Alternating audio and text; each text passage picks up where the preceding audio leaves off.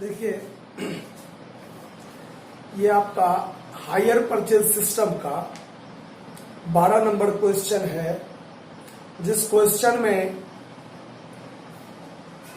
Back calculation विधि का प्रयोग करना है। बैक कैलकुलेशन मेथड, यानी इस क्वेश्चन में आपको ना तो कैश प्राइस दिया है, सिर्फ दिया हुआ है क्या। तो सवाल एक बार पढ़ लेते हैं हम लोग। एक पब्लिक स्कूल ने वेस्टर्न कंपनी से किराया क्रय पद्धति पर कुछ टीवी सेट्स खरीदने के लिए निर्णय लिया है, जिसका भुगतान है 5 वर्षों में किया जाएगा। जिसका भुगतान 5 वर्षों में किया जाएगा और 10,000 रुपया वार्षिक किस्त देना है, और कंपनी 4% प्रति वर्ष के दर से वार्षिक शेष पर ब्याज लगाती है। 10% क्रमागत ह्रास पर लगाना है। अब देखिए, 10,000 रुपया वार्षिक किस्त है, जिसके बारे में तो कहा गया कि 10,000 रुपया वार्षिक किस्त है ना। आपको कैश प्राइस दिया हुआ है ही नहीं, तो आप कैलकुलेशन ऑफ इंटरेस्ट जो कीजिएगा वो किस पे कीजिएगा, बात ये हो जाती है बात। तो आइए, इसमें बैक कैलकुलेशन मेथड में क्या होता है उसका हम लोग जिक्र करते हैं। इसमें सबसे अंतिम किस्त का काम पहले करना होता है। क्यों? क्योंकि हम जो साल के प्रथम मतलब फर्स्ट ईयर में जो लास्ट में जो हम ब्याज देंगे, उसके लिए तो हमारे पास टोटल वैल्यू पता है नहीं कि कैश प्राइस है कितना। तो उसके लिए हम लोग क्या करेंगे, सबसे जो अंतिम किस्त है यानी 5 वर्षों तक प्रयोग है, तो 5वें वर्ष में जो 10,000 का किस्त होगा उसमें ब्याज शामिल करके तब 10,000 बनाया गया है। इसका मतलब है कि 10,000 में ब्याज भी शामिल है और 10,000 में कैश प्राइस भी है, दोनों चीज है। तो इसके लिए हम लोग कैसे काम करेंगे उस पर ध्यान देते हैं। देखिए, 12 नंबर क्वेश्चन का जो कैलकुलेशन होगा वो कैसे होगा। बैक कैलकुलेशन मेथड, इसका प्रयोग कैसे होगा। तो सबसे पहला काम होगा बेटा for 5th year. For 5th year, तो 5th ईयर के लिए हमारा देखिए टोटल ड्यू अमाउंट जो है वो 10,000 है, जिस 10,000 में ब्याज भी है और कैश प्राइस भी है, दोनों चीज है। तो इंटरेस्ट जो होगा वो कितना होगा वो देखिए। तो ये 10,000 में ब्याज शामिल है पहले से ही, तो कैलकुलेशन होगा रेट बाय 100 प्लस 4। ठीक है, 10,000 गुने 4/104, तो 100 प्लस 4 की है। इसको हम लोग सही करके ये काम कर लेते हैं। ठीक है, ये बट्टा में 104 किस लिए किया जाता है उस पर ध्यान दीजिए।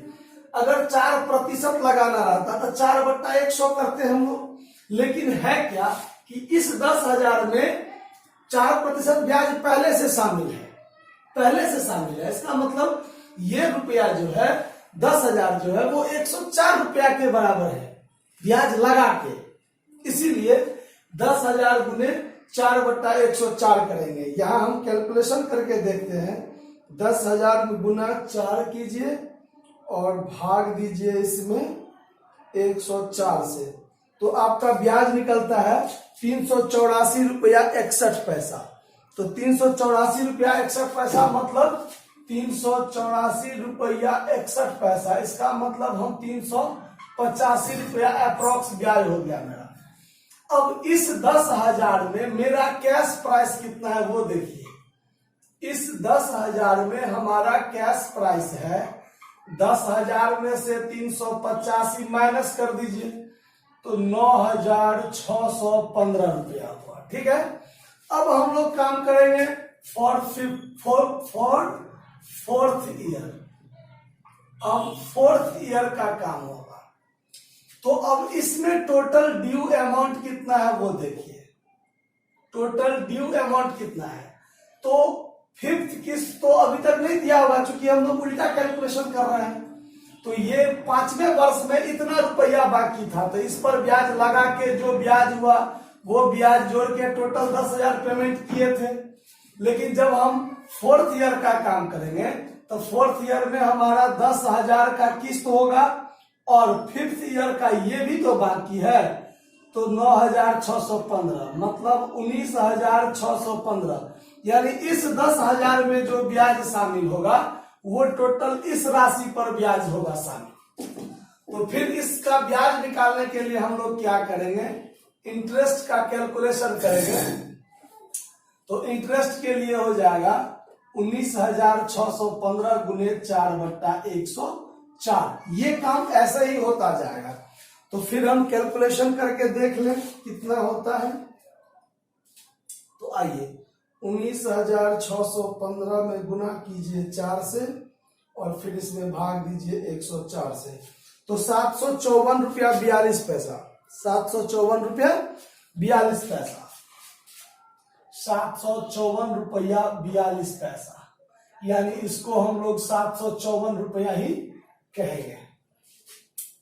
तो अब इसमें हमारा कैश प्राइस कितना, अब इसमें कितना कैश प्राइस, तो आप इतना में से भी इतना घटा सकते हैं और हम ऐसे बनाते हैं 10,000 का जो हमारा किस्त था 4th ईयर का, उसमें से 754 माइनस कर दीजिए तो 9,246 रुपया हो जाएगा। ठीक है, अब आइए, अब हम लोग फॉर 3rd ईयर का काम करेंगे। 3rd ईयर का, तो 3rd ईयर का काम क्या होगा, तो फिर वही बात कि total due amount, total due amount, तो 10,000 का किस्त 3rd ईयर में क्या होगा, तो 4th ईयर का भी बाकी है और 5th ईयर का भी बाकी है, तो इस दोनों पर का ब्याज इसमें क्या होगा, शामिल होगा। 10,000 प्लस 9,246 प्लस 9,615 जोड़ दीजिए, तो 6 5 11, हाथ में 1 4 1 5 1 6 6 2 8 9 9 18 और 10 28, यानी अब इसमें जो इंटरेस्ट का कैलकुलेशन होगा वो 28,861 पर फिर 4/104। क्यों, क्योंकि इस 10,000 में जो ब्याज शामिल होगा वो ब्याज इस दोनों पर भी, चूंकि 3rd ईयर, 4th ईयर और 5th ईयर, इसका भी तो कैश प्राइस अभी बाकी है, तो दोनों को जोड़ के तब टोटल पर इस पर ब्याज कैलकुलेशन होगा। फिर कैलकुलेशन करते हैं, देखिए कैलकुलेशन होगा आपका 28,861 है, गुने 4 कीजिए, फिर इसमें भाग 104 से दीजिए, तो 1110 रुपया लगभग आपका ब्याज होता है। तो ये ब्याज हो गया 1110 रुपया। फिर इसका आपको निकालेंगे हम लोग कैश प्राइस, कैश प्राइस। तो ये जो 10,000 का किस्त है उसमें से 1110 माइनस कीजिए, तो ये हो जाएगा 8,890, 10 में से 1 गया 9, फिर 8,890, इसमें जोड़िएगा तो 89, फिर एक जोड़िए, 1 मिनट ज्यादा दिमाग मत लगाइए, 10,000 माइनस 1110, 8,890 सही है, गलती नहीं है। चलिए अब हम लोग फॉर 2nd ईयर का काम करते हैं। तो 2nd ईयर में फिर हम देखेंगे टोटल ड्यू अमाउंट कितना है। तो 10,000 का किस्त आपका 2nd ईयर में भी है, तो 10,000 प्लस ये भी बाकी होगा, प्लस 9,246 ये भी बाकी होगा, 9,615 ये भी बाकी होगा, तो ये टोटल हो जाएगा। अब आइए, अब इस टोटल को हम लोग जोड़ लेते हैं, 10,000 प्लस 8,890 प्लस 9,246 प्लस 9,615, यानी 37,751, 37,751। अब इस वर्ष का जो इंटरेस्ट निकलेगा वो इस पर 37,751 गुने 4/104। अब इसका कैलकुलेशन कर लीजिए,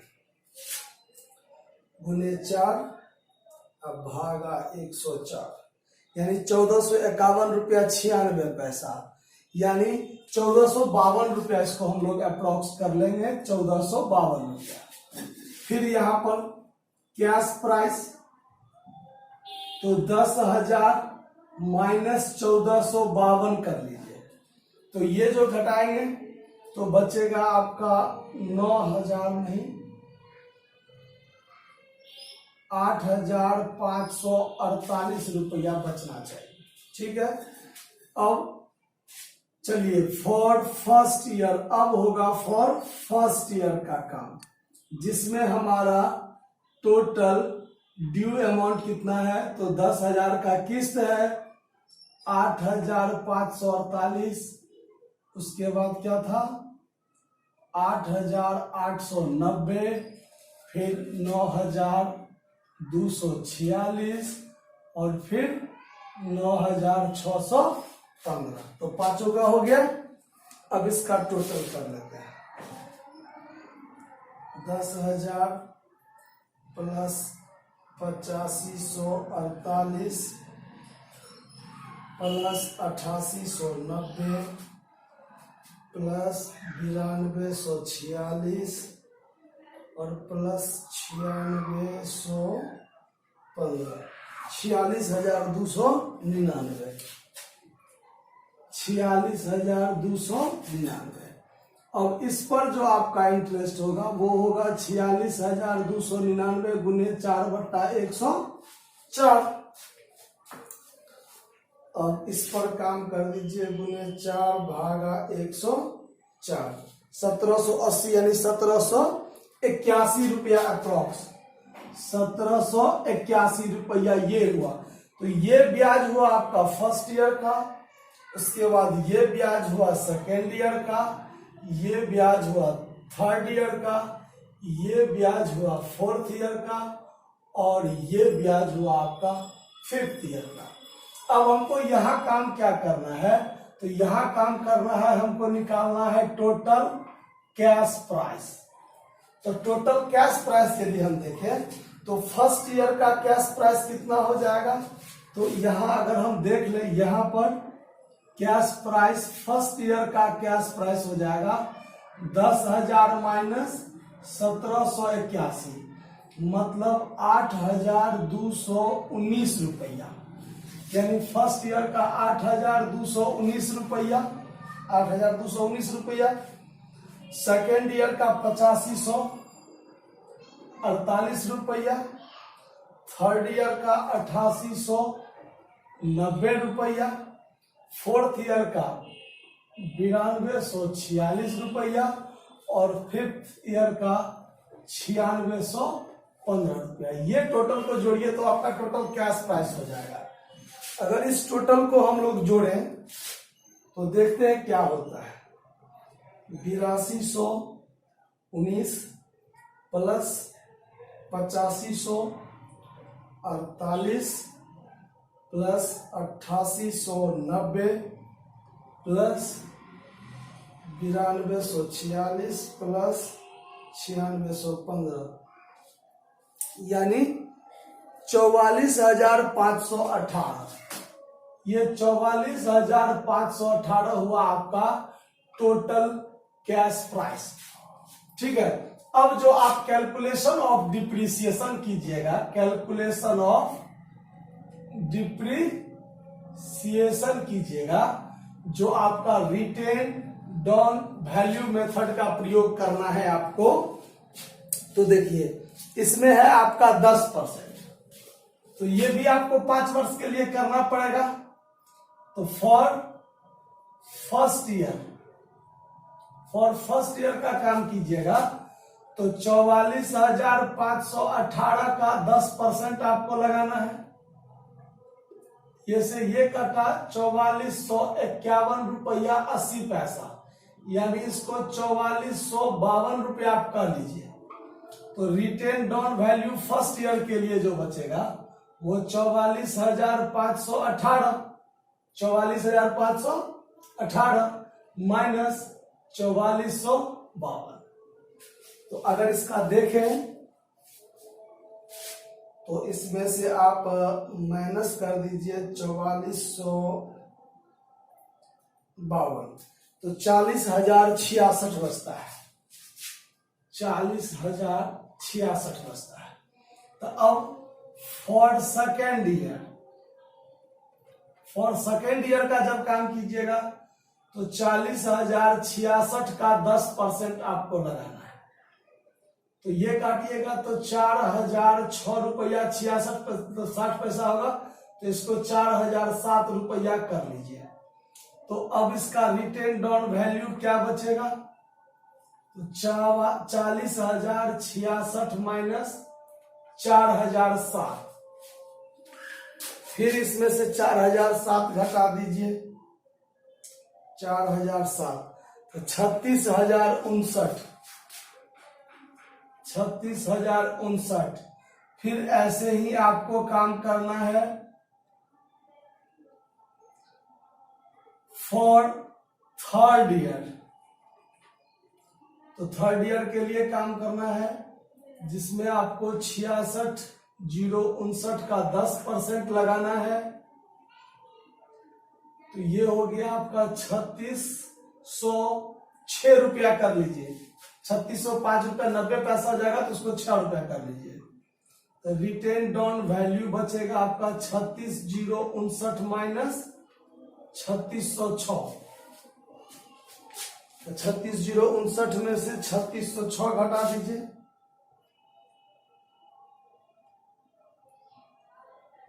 3606 तो 32,453, 32,453। अब आपको फॉर फोर्थ ईयर का काम करना है, तो इसमें हो जाएगा आपका 32,453 का 10%, तो ये आपका 3245 ही रह जाएगा रिटेन डाउन वैल्यू। तो रिटेन डाउन वैल्यू आपका क्या होगा उस पर ध्यान दीजिए। तो रिटेन डाउन वैल्यू हो गया आपका 32,453 माइनस 3245। अब इसमें से 3245 को माइनस किया जाए, 3245 तो 29,208, 29,208। फिर अब काम करेंगे फॉर फिफ्थ ईयर, तो 29,208 का 10% निकालिए, तो 2921 होगा, जिसका रिटेन डाउन वैल्यू 29,208 माइनस 2921 कीजिएगा, तो इसमें से माइनस कर दीजिए 2921, 26,287, 26,287। तो ये हो गया आपका कैलकुलेशन, जो आपका कैलकुलेशन ऑफ इंटरेस्ट का हुआ, और ये कैलकुलेशन ऑफ डिप्रिसिएशन का हुआ। अब आपको सवाल में क्या कहता है वो देखिए। सवाल में कहता है आपको आवश्यक लेजर बनाइए। तो आवश्यक लेजर बनाने के लिए तो सबसे पहले ये आपको कैलकुलेट कर लेना है पहले। अब हमारे पास तो जगह है नहीं, हम इसको आप इसको नोट कर लीजिए, उसके बाद फिर हम इसका जो है सो सवाल बताते हैं।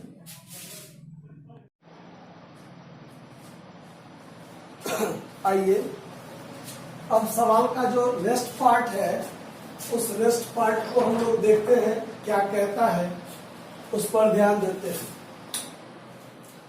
अब रेस्ट पार्ट में कैलकुलेशन तो हमने कर लिया।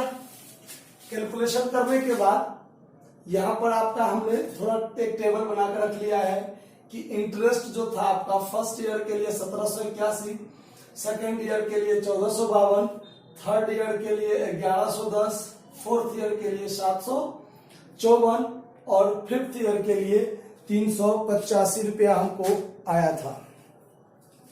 डिप्रिसिएशन भी हमने यहां पर आपका लिख लिया है कि फर्स्ट ईयर के लिए क्या था, सेकंड के लिए, थर्ड, फोर्थ, फिफ्थ क्लियर कर लिया।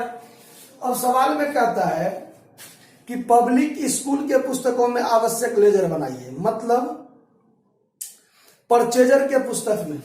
तो परचेजर के पुस्तक में जब आप बनाइएगा तो ध्यान दीजिए, परचेजर के पुस्तक में आपका सबसे पहला खाता हो जाएगा hire vendor account. Hire vendors account आपको बनाना है। तो हायर वेंडर्स का नाम आपको दिया हुआ है, हायर वेंडर्स का नाम दिया हुआ है वेस्टर्न कंपनी। तो आपको बनाना है वेस्टर्न कंपनी अकाउंट बनाना है, ठीक है। तो चलिए हम यहां बनाते हैं, वेंडर्स का अकाउंट बनाना है।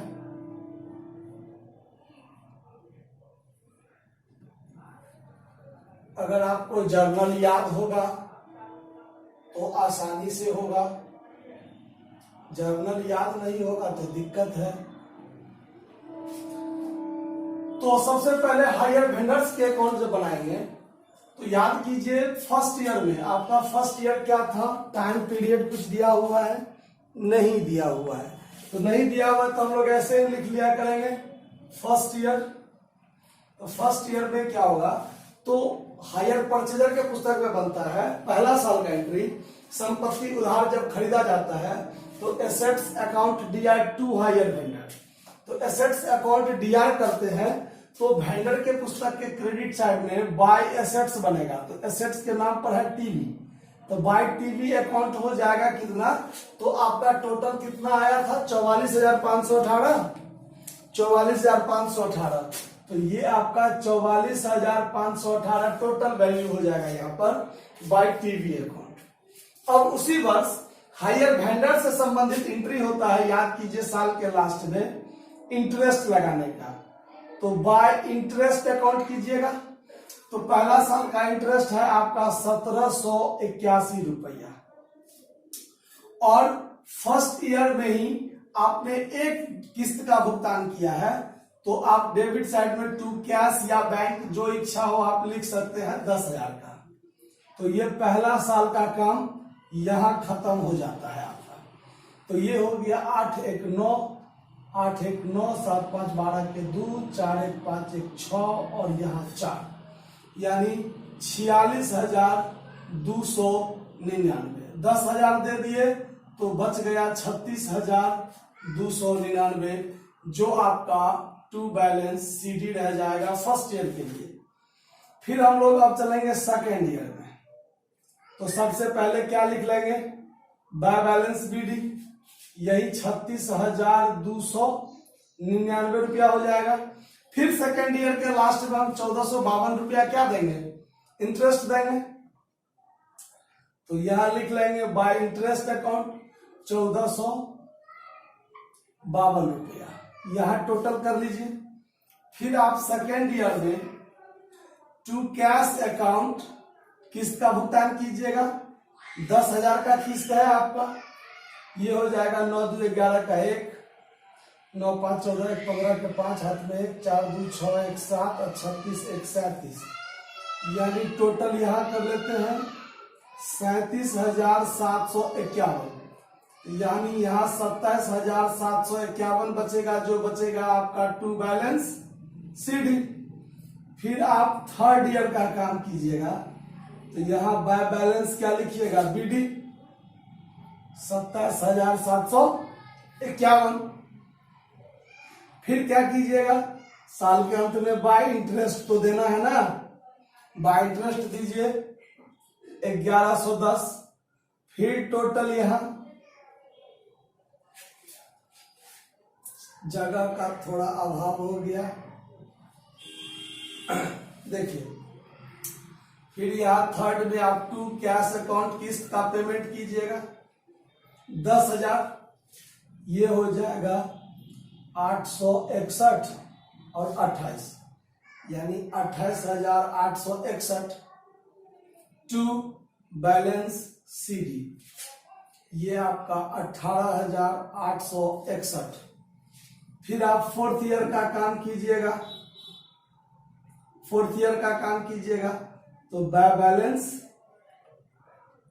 बीडी बचेगा आपका 18,861। थोड़ा यहीं पर काम कर लेते हैं, आप लोग बात समझ जाइएगा।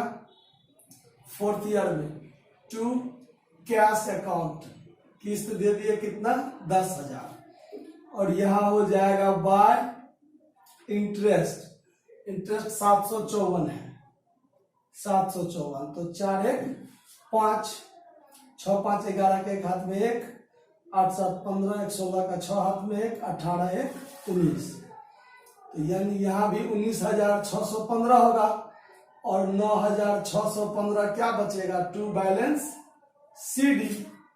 अब आएगा फिफ्थ ईयर का काम, जिसमें बाय बैलेंस बीडी 9,615 और 385 आपका है इंटरेस्ट। बाय इंटरेस्ट अकाउंट हो जाएगा 385।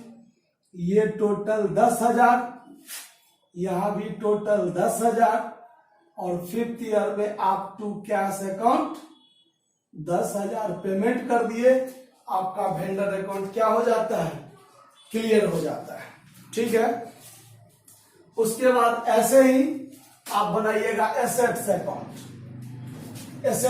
बनाइएगा। तो एसेट्स अकाउंट का मतलब हुआ टीवी अकाउंट बनाइएगा। तो ये भी देखिए, आपने इससे पहले भी कई सवाल में देखा होगा कि ये बनता है डेट पार्टिकुलर अमाउंट। तो टीवी के फर्स्ट ईयर में डेबिट, चूंकि संपत्ति का खाता डेबिट से शुरू होगा, तो यहां लिखेंगे हम लोग to Western company limited account, जो आपका हायर वेंडर है। तो वही चीज 44,518 जो आपका शुरुआती दाम है। अब फर्स्ट ईयर में इतना हरास लगा, सेकेंड में इतना हरास लगा, थर्ड में इतना, बस यही काम हमको क्या करना है, 5 साल तक करते हुए चले जाना है। तो आइए फर्स्ट ईयर में हम लोग डिप्रिसिएशन लगाते हैं। बाय डिप्रिसिएशन अकाउंट कितना 4452। तो फिर यहाँ पर टोटल करेंगे 44,518 और इस साल के अंत में क्या होगा, बाय बैलेंस सीडी बचेगा। तो सीडी कितना बचेगा वो तो घटाकर देखना पड़ेगा।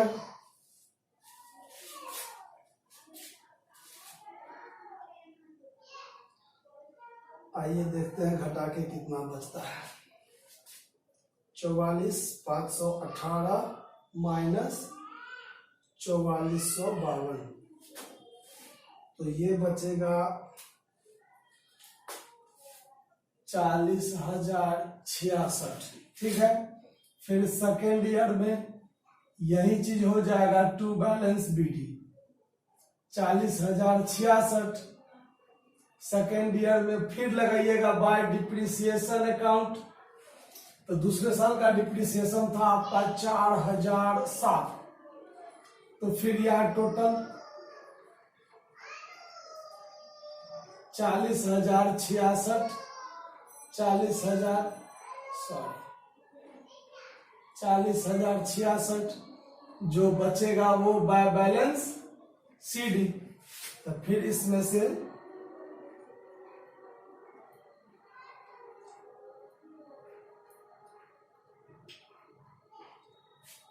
एक मिनट रुकिए, 40,066 माइनस 4,007, तो 36,059। अब थर्ड ईयर में फिर आप कीजिएगा टू बैलेंस बीडी 36,059। फिर थर्ड ईयर में बाय डिप्रिसिएशन अकाउंट और बाय डिप्रिसिएशन अकाउंट कितना है 3606। फिर आप टोटल कर लीजिए,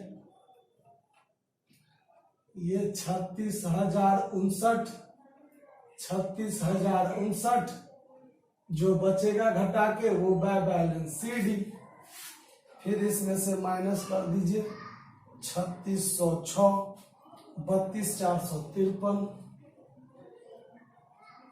फिर आप फोर्थ ईयर का काम कीजिए, टू बैलेंस BD 32,453। फिर फोर्थ ईयर में डिप्रिसिएशन लगाइए, फोर्थ ईयर 3245 है आपका डिप्रिसिएशन। फिर यहाँ टोटल, ये सब काम आप स्वयं भी कर सकते हैं। 32,453 ये घटा के अब इसका डिप्रिसिएशन 3245 घटेगा, 29,208 जो आपका बाय बैलेंस CD बचा। फिर फिफ्थ ईयर का काम करना है तो 29, पहले टू बैलेंस BD 29,208 ये टोटल हो जाएगा। यहां पर आप फिफ्थ ईयर का बाय डिप्रिसिएशन लगा लीजिएगा 2921 जो बचेगा वो बाय बैलेंस CD। तो 29 इसमें से आपको घट जाएगा 2921, 26,287 ये टोटल 29,208 आप कर लीजिएगा। हो सकता है वीडियो में ना ठीक से दिखाता हो, और बाकी जो है खाता वो आप स्वयं खोल लीजिएगा, वो आसान है जो कि आप पहले से खोलते आए हैं। धन्यवाद।